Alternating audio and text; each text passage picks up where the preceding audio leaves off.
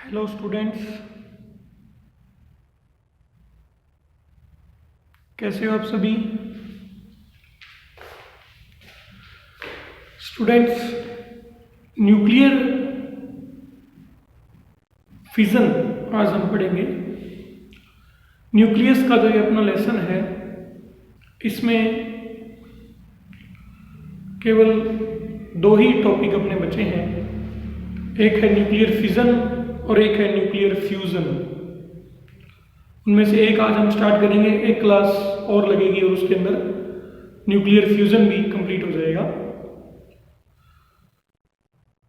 तो nuclear fission क्या होता है बच्चों? हमने रेडियो एक्टिविटी पढ़ी। रेडियो एक्टिविटी में क्या होता है कि कोई भी हमारा हैवी न्यूक्लियस जो है वो अल्फा या बीटा पार्टिकल को अपने में से इजेक्ट करता है स्टेबिलिटी को बढ़ाने के लिए। अल्फा या बीटा पार्टिकल को वो अपने में से इजेक्ट करता है, अपने में से निकालता है। और ये प्रोसेस स्पॉन्टेनियस होता है, रैंडम होता है, अपने आप होता है। हम लोग उसके अंदर कोई रिएक्शन नहीं करवाते। नेचर में अपने आप हैवी न्यूक्लियस डिके होके छोटे न्यूक्लियस में चेंज हो रहे हैं। बट अगर यही प्रोसेस हम लोग खुद करवाएं तो यानी न्यूक्लियस के साथ हम लोग कुछ रिएक्शंस करवाएं तो वो रिएक्शंस दो कैटेगरी में आती हैं। एक होता है न्यूक्लियर फिजन और एक होता है न्यूक्लियर फ्यूजन। यानी ये ऑटोमेटिकली नेचर में नहीं हो रहा, हम लोग करवाएंगे इसको। कैसे? तो न्यूक्लियर फिजन में क्या करते हैं, पहले मैं एग्जांपल से बात करता हूं, फिर डेफिनेशन पे आते हैं कि न्यूक्लियर फिजन में क्या करेंगे कि हमारा जो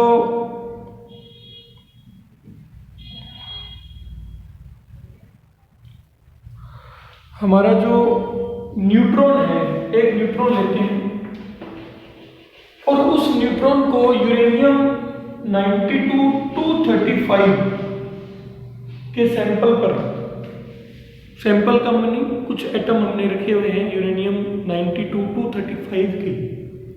238 रेडियो एक्टिव होता है, लेकिन वो न्यूक्लियर फिजन रिएक्शन में काम नहीं करता, क्योंकि न्यूक्लियर फिजन रिएक्शन में यूरेनियम 235 की एक टेंडेंसी होती है कि वो न्यूट्रॉन जो है, स्लो मूविंग न्यूट्रॉन को अपने अंदर कैप्चर कर लेगा।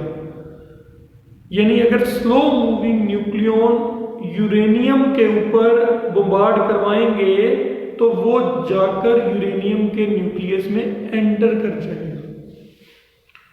तो यही होता है यहां पर कि न्यूट्रॉन को यूरेनियम 92-235 के सैंपल पर यानी उनके एटम्स पर डालते हैं तो इस न्यूट्रॉन को यूरेनियम 235 अपने अंदर समा लेता है और बनता है यूरेनियम 92-236, जो कि बहुत ही अनस्टेबल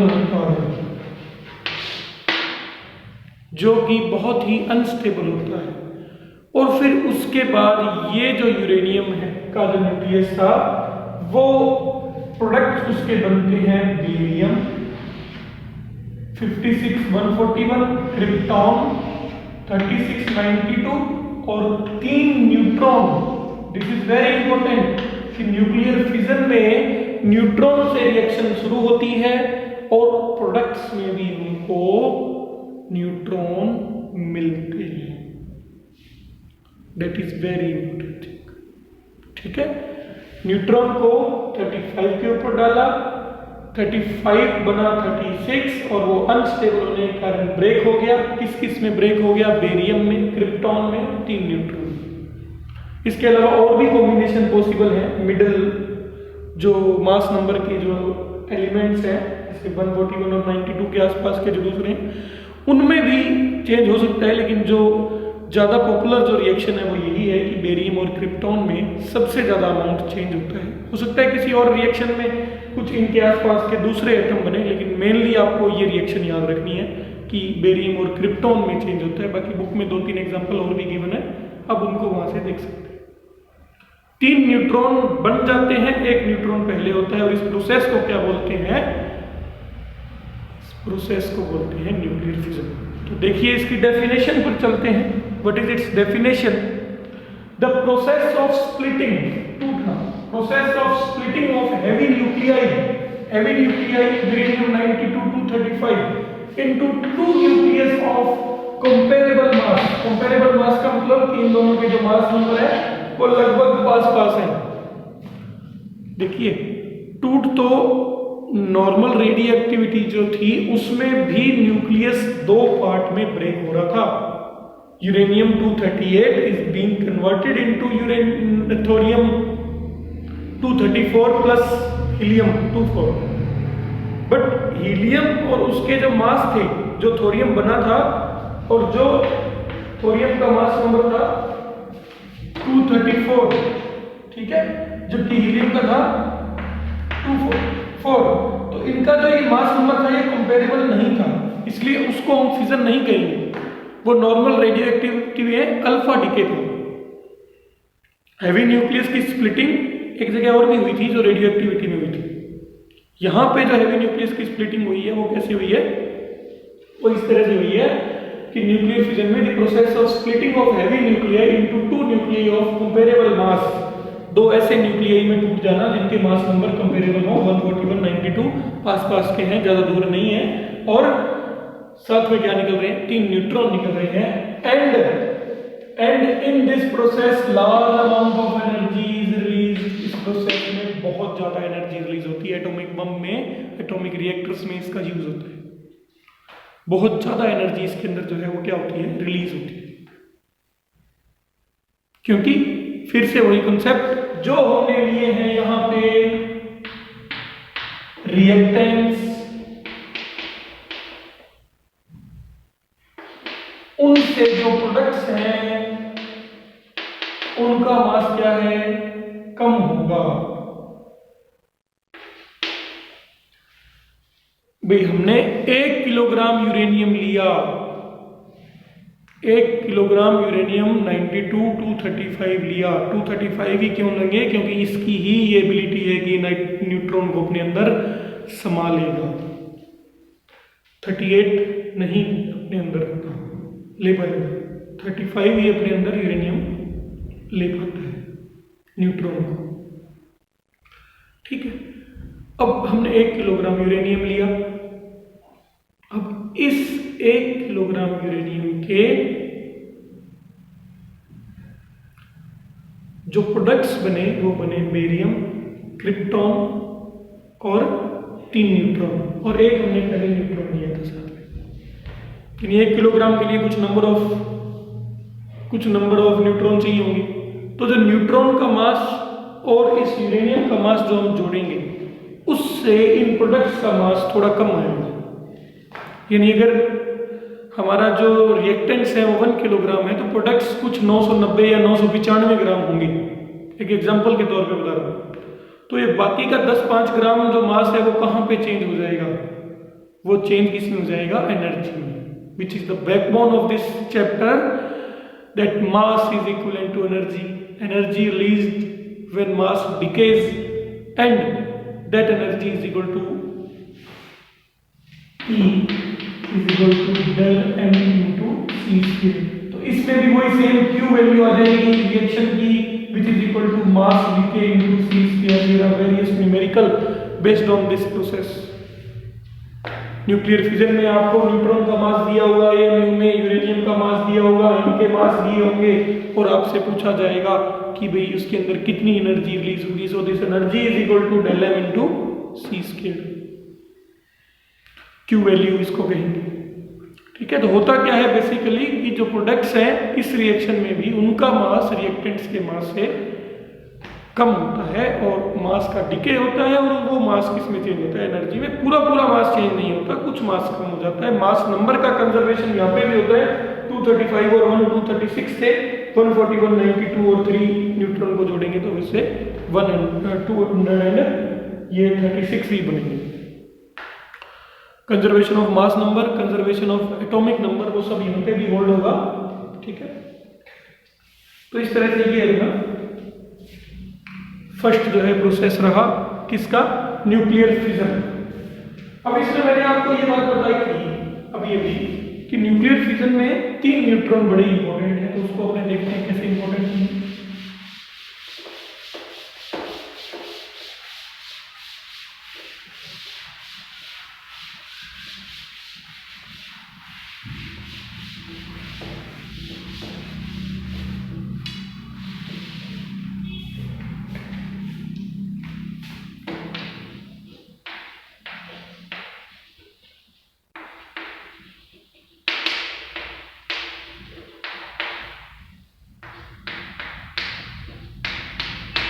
न्यूक्लियर चेन रिएक्शन।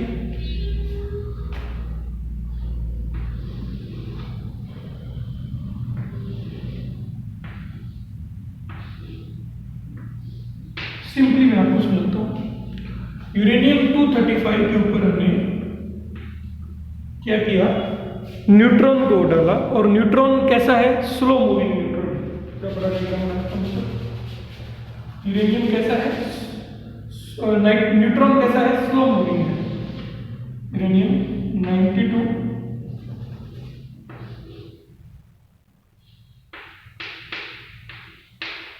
ऊपर हमने न्यूट्रॉन पढ़ा। न्यूट्रॉन स्लो मूविंग होना चाहिए, फास्ट मूविंग नहीं होना चाहिए, ठीक है। इसलिए इसको अपने पास लिया और स्प्लिटिंग हो गई। स्प्लिटिंग के बाद में क्या कुछ बना, देखिए स्प्लिटिंग के बाद में क्या कुछ बना,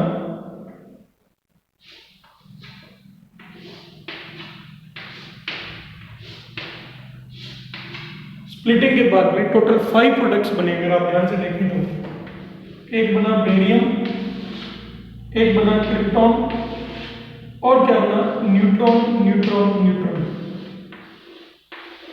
न्यूक्लियर चेन रिएक्शन को अपने समझते हैं, न्यूट्रॉन न्यूट्रॉन न्यूट्रॉन, 3 न्यूट्रॉन इसमें बने। अब हम इन 3 न्यूट्रॉन को यूज कर लें, हम इन 3 न्यूट्रॉन को यूज कर लें आगे फर्दर स्प्लिटिंग करने के लिए, यानी आगे फिर से यूरेनियम के ही न्यूक्लियस की स्प्लिटिंग के लिए उनके ऊपर इनको डाल दें।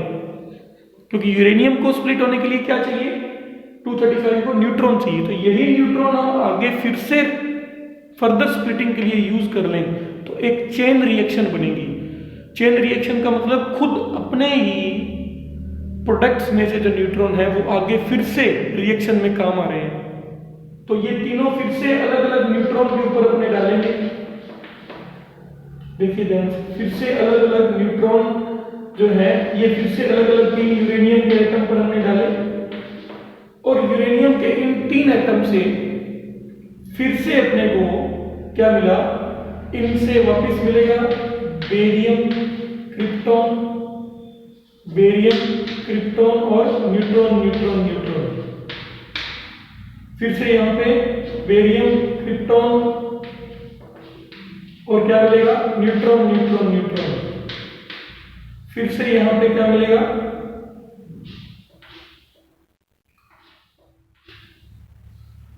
बेरियम क्रिप्टॉन न्यूट्रॉन न्यूट्रॉन, एक और फिर आगे फिर फर्दर इन न्यूट्रॉन्स को अपने फिर से यूरेनियम के ऊपर अगर अपने डालते रहे तो इस तरह का जो प्रोसेस है जिसके अंदर जो प्रोडक्ट्स में हमको न्यूट्रॉन मिला हमने उसी न्यूट्रॉन को आगे फर्दर स्प्लिटिंग के लिए यूज किया, तो इस तरह के प्रोसेस को कहा जाता है, इस तरह के प्रोसेस को कहा जाता है न्यूक्लियर चेन रिएक्शन। क्या कहा जाएगा इसको, न्यूक्लियर चेन रिएक्शन, ठीक है। और इस प्रोसेस में सबसे बड़ी बात कि इनकी स्पीड को अपने को स्लो करना पड़ेगा, क्योंकि ये जो निकलते हैं ना न्यूट्रॉन हाई एनर्जी के कारण, जो एनर्जी इसमें रिलीज हुई है यहाँ तक के प्रोसेस में, उसके कारण से ये जो न्यूट्रॉन है इनकी एनर्जी ज़्यादा होती है, उस एनर्जी को अपने को कम करना पड़ेगा, यानी इनकी स्पीड को हमें कम करना पड़ेगा, इनकी स्पीड को हमको कम करना पड़ेगा, और फिर वो इनके ऊपर जाके लगेंगे तो ये यूरेनियम 235 फिर से स्प्लिटिंग करेगा। तो इसको बोलते हैं, इस प्रोसेस को जो पहली बार हो रहा है, इस टाइम जो न्यूट्रॉन आया है, इसको बोलते हैं फर्स्ट जनरेशन का न्यूट्रॉन।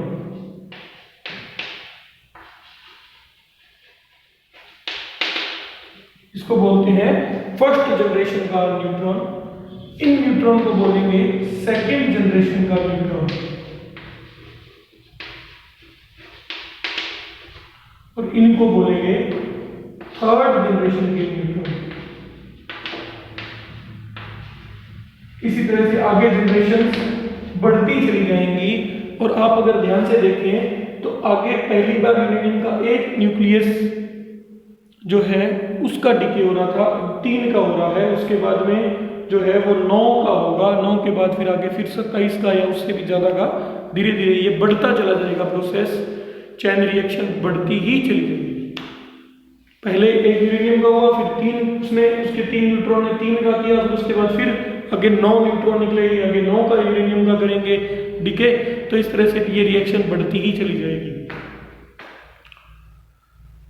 तो फर्स्ट जनरेशन किसको बोला, जो पहली बार हमने न्यूट्रॉन को डाला जिससे प्रोसेस शुरू हुआ उसको फर्स्ट जनरेशन, उसके बाद जो 3 निकले उसको सेकंड, उसके बाद जो निकले उसको थर्ड। तो इसके ऊपर हम लोग देख रहे हैं इस प्रोसेस में कि जो नंबर ऑफ न्यूट्रॉन्स हैं वो लगातार मल्टीप्लाई हो रहे हैं। नंबर ऑफ न्यूट्रॉन्स जो हैं वो लगातार जो है मल्टीप्लाई हो रहे हैं, और वो नंबर ऑफ न्यूट्रॉन्स जब लगातार मल्टीप्लाई हो रहे हैं तो हम देखिए जो न्यूक्लियर फिजन जो हो रहा है वो भी बहुत ज़्यादा हो रहा है, बहुत ज़्यादा इंक्रीज हो रहा है न्यूक्लियर फिजन, एनर्जी की वैल्यू भी बहुत ज़्यादा इंक्रीज हो रही है, क्योंकि इसमें तो एक एटम की एनर्जी आनी थी, अब 3 की स्प्लिटिंग की एनर्जी आएगी, फिर उसके बाद 9 की स्प्लिटिंग की, फिर 27 की स्प्लिटिंग की। ठीक है, तो इस तरह की रिएक्शन जिसके अंदर लगातार बढ़ता ही चला जाता है हमारा नंबर ऑफ न्यूट्रॉन्स और न्यूक्लियर फिजन, उसको बोलते हैं अनकंट्रोल्ड। क्या बोलते हैं? Uncontrolled nuclear fission. इसको बोलते हैं अनकंट्रोल्ड न्यूक्लियर फिजन। और एक हमारा होता है controlled nuclear fission. Controlled nuclear fission में हम इनको क्या कर देंगे? कम कर देंगे। आगे जो नए बन रहे हैं ना उनका यूज तो लेंगे, लेकिन सभी का यूज नहीं लेंगे। यानी 3 बन रहे हैं तो 3 का यूज नहीं लेंगे, 2 का या 1 का यूज लेंगे, बाकी 2 को स्लो अपने नहीं करेंगे या किसी और प्रोसेस में ऑब्जॉर्व करवा लेंगे उनको। ठीक है, तो उसको बोलते हैं कंट्रोल। ये कौन सी है? अनकंट्रोल्ड। न्यूक्लियर बम में यही होता है, अनकंट्रोल्ड रिएक्शन होती है। ठीक है, क्योंकि उसमें फिर लगातार यूरेनियम की आगे से आगे, आगे से आगे, आगे से आगे क्या है फिजन होता ही रहना है। बहुत सारा सैंपल हमने यूज किया है तो वो पूरा का पूरा एक्सप्लोड हो जाएगा, बहुत ज़्यादा एनर्जी उसमें रिलीज होगी, क्योंकि पहली बार में एक यूरेनियम की हो रही है रिलीज, फिर 3 एटम की हो रही है, फिर 9 की हो रही है, फिर 27, तो ये तो मल्टीप्लाई होता ही रहेगा। ठीक है, तो यहाँ पे एक डेफिनेशन अपने पास बहुत ही इंपॉर्टेंट आती है, वेरी इंपॉर्टेंट डेफिनेशन आती है, और वो डेफिनेशन है कि neutron multiplication factor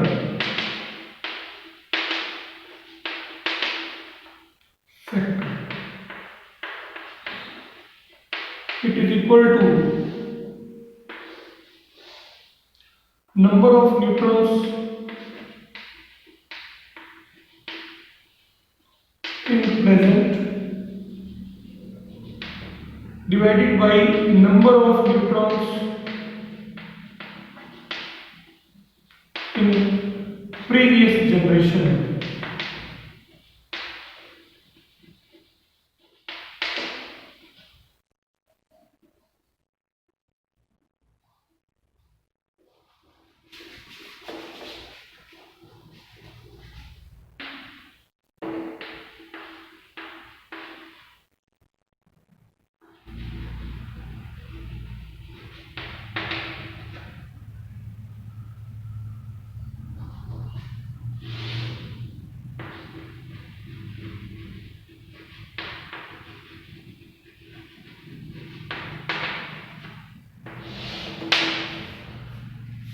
number of neutrons in present generation divided by number of neutrons in previous generation. ये जो है हमारी जो डेफिनेशन है वो होती है किसकी, न्यूट्रॉन मल्टीप्लिकेशन फैक्टर की, दैट मीन्स के की। Number of neutrons in present generation divided by number of neutrons in previous generation.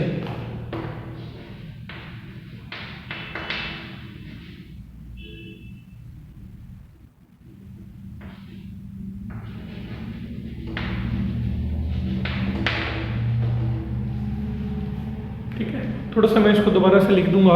अभी एक बार आपको, ये मैंने यहाँ पे नीचे इसलिए लिखा है क्योंकि अपने को यहाँ पे ये जो ऊपर का डायग्राम है इससे मैं आपको ये समझाऊंगा, तो आप लोग मेरे वर्ड्स को समझिए जो मैं बोल रहा हूँ कि k की वैल्यू होती है किसी भी जनरेशन में न्यूट्रॉन की संख्या डिवाइडेड बाई उससे पिछली जनरेशन में न्यूट्रॉन कितने थे।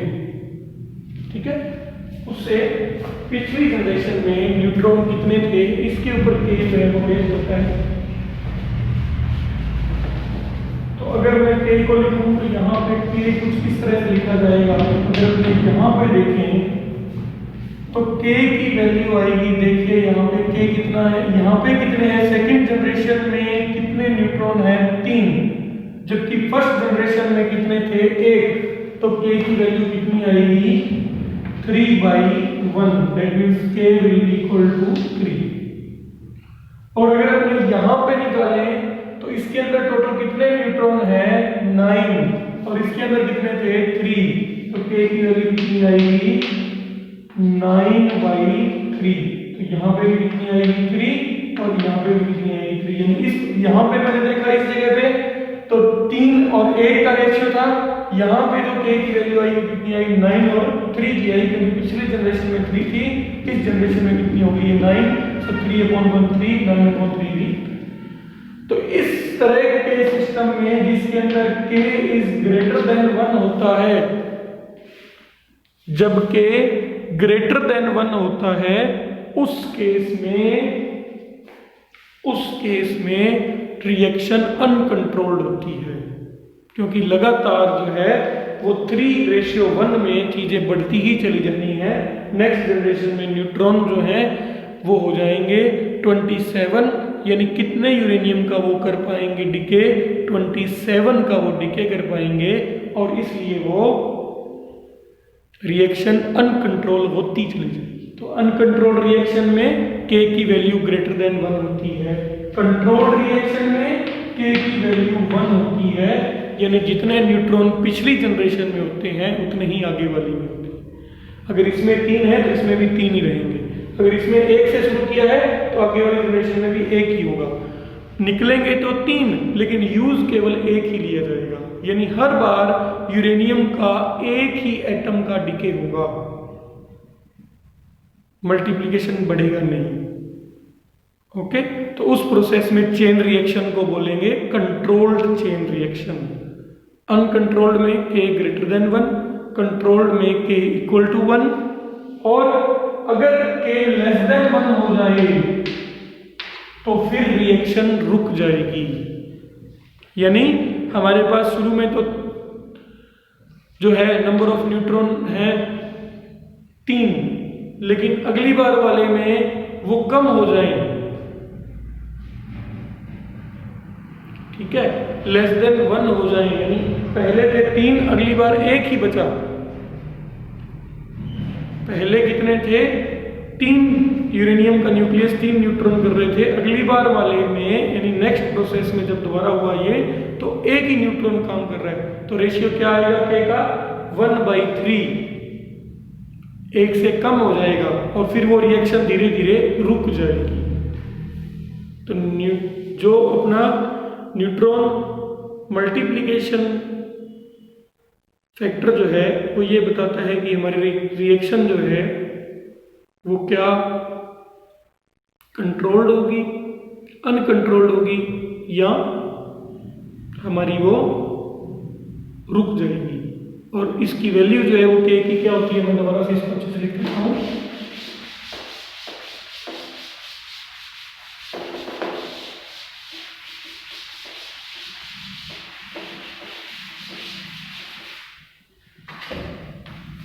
के की जो वैल्यू होती है वो क्या होती है, number of neutrons in previous generation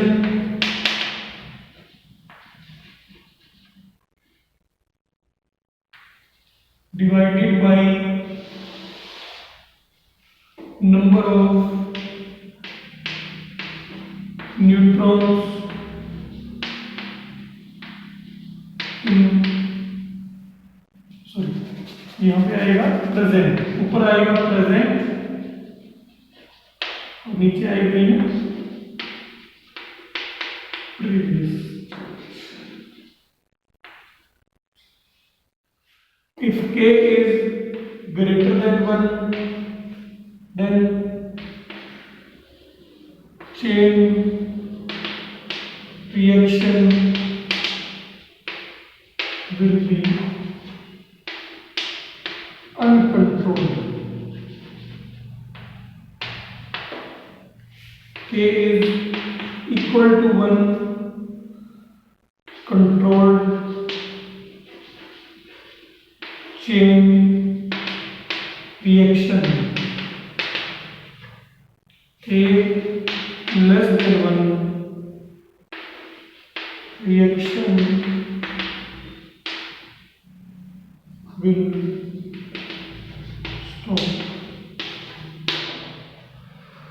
तो ये पूरा अपना न्यूक्लियर फ्यूजन को हमने स्टडी किया। तो एक क्लास न्यूक्लियर फ्यूजन की करेंगे, इसके बाद न्यूक्लियर फ्यूजन की। ओके बच्चों, और उसके बाद हम लोग 17th चैप्टर स्टार्ट करेंगे। हमारे जो चैप्टर बचे हैं वो बचा है 17th और वेव ऑप्टिक्स, अल्टरनेटिंग करंट में कुछ चीज़ें शायद बची हुई होंगी, क्लास में कुछ किया था उसके बाद में वो रहा हुआ है। ठीक है, तो नेक्स्ट क्लास में मिलते हैं। Thank you.